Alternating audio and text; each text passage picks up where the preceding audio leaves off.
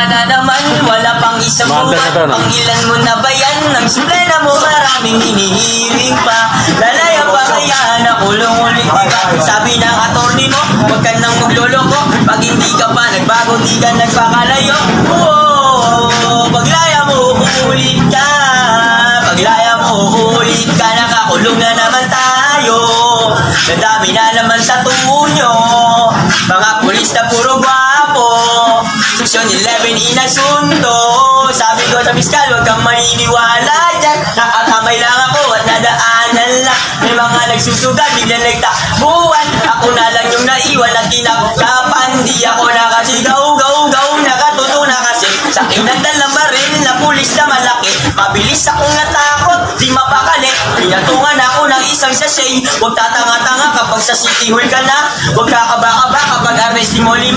Idaan na lang sa tawa kaysa magpakatanga. Hanggang sa magdasal ka na, sana may plibarinig sila. Baka di mo alam na hindi na bilang. Ang siya aminin mo ay ririyab ka lang. Kapag 5 naman, huwag ka magpakatimang. Huwag mo aminin, tsak magiging tayo mga nanyan. Alam mo yan, kaya ilitas mo muna ang sarili mo. Hayaan mo sila na mag-isip na kung ano-ano. Hanggang sa sila ay maigit kakatingin sa'yo. Pag nagawa mo yan, ay tsak na ang bibilip sa'yo.